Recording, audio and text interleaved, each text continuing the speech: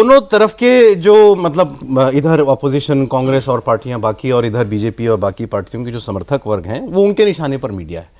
कोई अगर चर्चा हम कर रहे हैं कि क्यों नहीं सरकार बन रही है, क्यों नहीं मुख्यमंत्री का नाम अनाउंस, तो उनके समर्थक बोले भाई अरे अब आप महीनों एक एक महीना लगा देते हैं बाकी लोग तो करने के लिए, आप लोग क्यों चर्चा कर रहे हैं, राई का पहाड़ बना रहे हैं, खामखा में आप लोग जो है खटास डाल रहे हैं, इतनी बढ़िया जीत है। हमने क्या कह दिया मीडिया ने? हमने कहा नहीं थोड़ा 10 दिन चलने दो, हमको मसाला मिलेगा। तो किसी ने कहा नहीं, आप खुद ये कर रहे हैं। दूसरी ओर वाले अरे अब ये महाविकास आघाड़ी को 10 दिन हो गए होते, सरकार ना बनाई होती तो आप लोगों ने तो आसमान सर पे उठा दिया होता और न जाने हमें क्या क्या कह दिया होता। ये मुझे लगता है थोड़ा सा ठीक है, थोड़ा बहुत तो ठीक है। अब वो उनको मौका मिला हुआ है, लेकिन क्या है शिंदे साहब की कहानी क्या है देवेंद्र? इसमें 2-3 चीज़ें। पहली बात तो सौरभ, जैसे आपने कहा कि शुरू में जो उनकी पोस्टरिंग थी वो ठीक लग रही थी, मतलब लॉजिकल लग रही थी, ठीक इन द सेंस वो अंदर खाने नाराज़ भी थे इस बात को लेकर कि उनको ऐसा लगा कि भाई अगर ऐसी सफलता मिली है तो मुझे बनना चाहिए। और होता क्या है कि पद पे आने के बाद अब अपने पहले के बैगेज को तो भूल ही जाते हैं और आपके साथ वाले भुला ही देते हैं उसको। वो तो यही आपको महिमा मंडित करेंगे कि सारी सफलता आप ही के चलते हैं, और अगर आप नहीं रहते तो क्या होता। हाँ, तो इसमें तो लॉजिकल तौर पे आप ही का आना चाहिए। तो वहाँ से सुबुगाड़ शुरू हुई। दूसरी उनकी उम्मीद रही होगी कि बीजेपी के भीतर अपना जो इंटरनल डायनामिक्स चलता है देवेंद्र फडणवीस को लेके, शायद वो मेरे फेवर में आ जाए।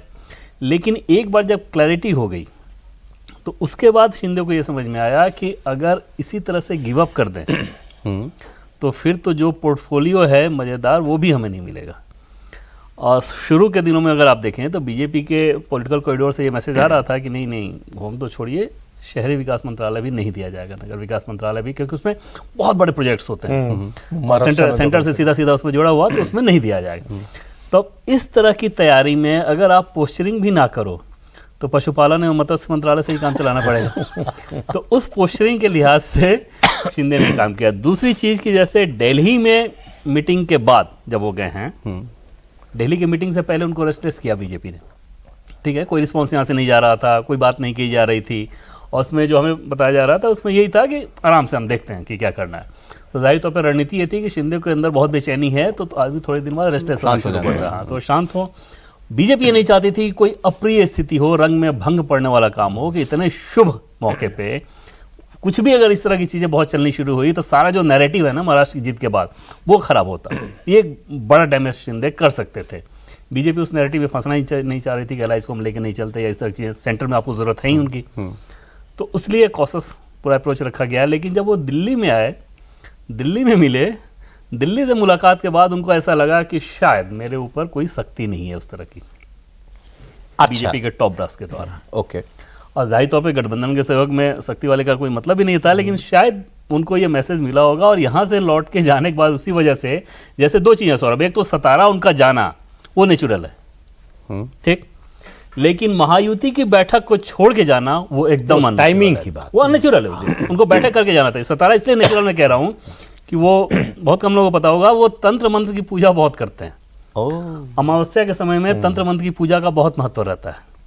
अभी वो अमावस्या वाला दौर था, इसीलिए गए थे, वो इसलिए गए, साधना होती ही है उसी समय। लेकिन अगर वो महायुति की बैठक करके जाते, अगर नाराजगी नहीं होती तो बैठक सेम डे होनी थी, उस दिन उसी दिन होनी थी। और यहाँ से बकायदा उन्होंने बताया भी कि हाँ मुंबई में बैठक है, फिर उसके बाद हम लोग दिल्ली आएंगे।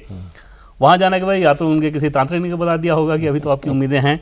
और आज भी मैं कह रहा हूँ कि आज भी शिवसेना के लोगों को ये उम्मीद है कि शायद कुछ हो सकता है। नहीं, क्या बीजेपी विधायक दल के नेताओं में नाम जो है शिंदे का निकाल दिया जाएगा? सोचिए, विद्रोह हो जाएगा।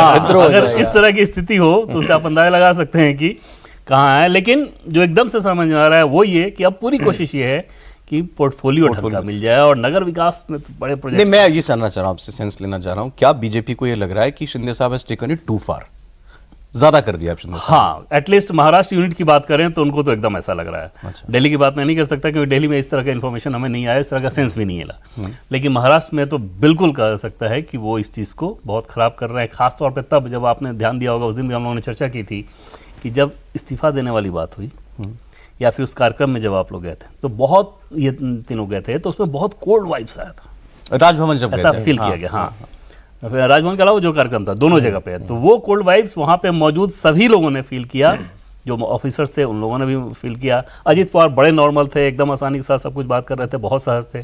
शिंदे बिल्कुल वैसा नहीं थे। अजीत पवार साहब की बात में भी करता हूँ, कल देवेंद्र फडणवीस साहब ने शायद फोन भी किया इनको, मतलब कई जगह ऐसी खबर आई चली थी कि इन्होंने फोन भी किया, फिर गिरीश महाजन को भेजा गया। हाँ। उनको सब जानते हैं कि वो बहुत करीबी हैं फडणवीस जी के। हाँ। तो ये क्या इनकी क्या अप्रोच थी इसमें कि मनाने के लिए कुछ? पहले तो नहीं, देवेंद्र फडणवीस एकदम से ये थे कि भाई इस तरह की चीज़ तो उनको हैरान भी कर रही थी। लेकिन जैसा कि पहले मैंने आपको कहा कि बीजेपी एकदम से कॉशस थी कि कुछ भी ऐसा ना हो जाए जो कि अप्रिय स्थिति का सामना करना पड़े, कि शिंदे नाराज हो गए, बड़े नेता मनाने जा रहे हैं, वो कह रहे हैं कि सरकार में शामिल नहीं होंगे।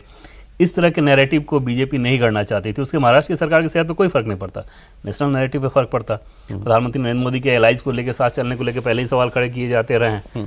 तो उस कंडीशन में इस तरह की चीज़ बीजेपी कतई अफोर्ड नहीं कर सकती थी। लेकिन देवेंद्र फडणवीस का इसमें रोल बहुत था नहीं, इस लिहाज से कि देवेंद्र फडणवीस और उनके रिश्ते ऑलरेडी अच्छे नहीं हैं। हाँ। और शिंदे का हम सभी जानते हैं कि उनका जो दिल्ली का दरवाज़ा है बीजेपी का, वो खुला हुआ है एकदम।